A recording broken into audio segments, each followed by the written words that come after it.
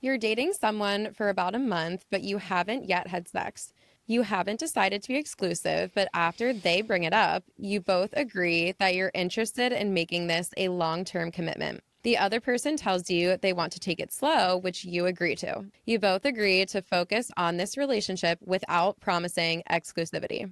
2 days after this conversation, it's New Year's Eve. You talk about possibly meeting up that night and text throughout the night while at separate parties. You even text about possibly sleeping together for the first time that night. At 3 a.m., they text you that they're not going to be able to meet up because they're too drunk. You're okay with this and you understand that it's not in the cards. The following day, they call you and tell you that they had slept with someone else, which is the real reason they had texted that they couldn't meet up. They apologize and explain that they feel terrible about it and that they want to continue dating. It's not technically cheating because you weren't exclusive. Is the relationship doomed? So it was discussed that they were not exclusive, that they were going to continue to date one another. So really, it's like living inside out. So this person's being fully transparent. Many would just not disclose that. Mm-hmm. Yeah. And they would be doing just the same thing. Right? Yeah. I mean, am I understanding? Okay. So in a way, you're like, you know what you're working with because this person is fully transparent. And it could happen with anybody where you're not exclusive. So is it doomed? I don't think it's doomed. Wow. Okay. I like that perspective. Yeah, that's what I was going to say too. I think in most cases, also depending on how old they are, I think plays a bit of a role too. But like, yeah, most people would not disclose that. Like they wouldn't care enough to. But the fact that he did, I think, means it's not doomed. Yeah. And I wonder if the person who wrote this, like, if they really even care that they hooked up with someone else, or if it was more weird because they had just had this conversation where they were like, let's focus on the relationship. And the other person brought it up.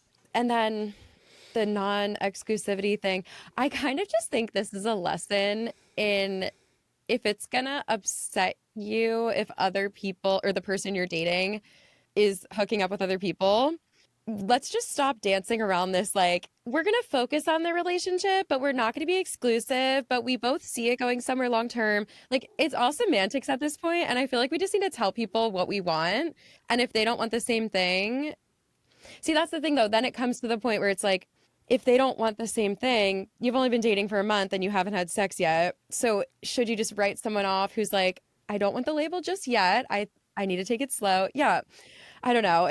This one's hard for me. I agree that it's not doomed, but I think I'd be really on the fence about trusting the person. See, so this is where I think like we don't need to be so transparent early on in dating because I think it muddies the waters and it like engenders this feeling of distrust. If you just assume that we're all dating until we discuss exclusivity, you just make the assumption because that's what's happening, right? We're dating that's what I always say. Until there's a conversation about exclusivity, just assume people are dating each other. This is what my matchmaking clients will say to me. Well, what do I do? Now you're sending me out on a date with somebody else, but I really like so-and-so and I continue to date them and I feel weird. And it's like, don't feel weird.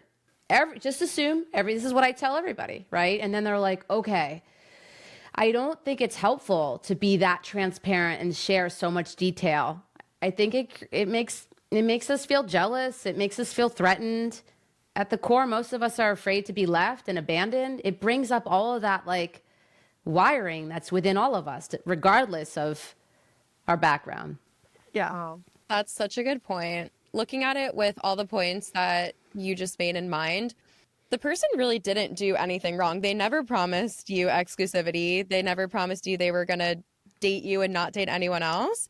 They just said, yeah, let's focus energy on this relationship. And you can focus energy in multiple places at once. Right. Don't assume, right? Don't assume just because they say let's focus on the relationship that means anything more than let's continue to get to know each other, right? Like don't assume. You can even say, what does that mean to you? So you really understand. Yeah. That's a great point.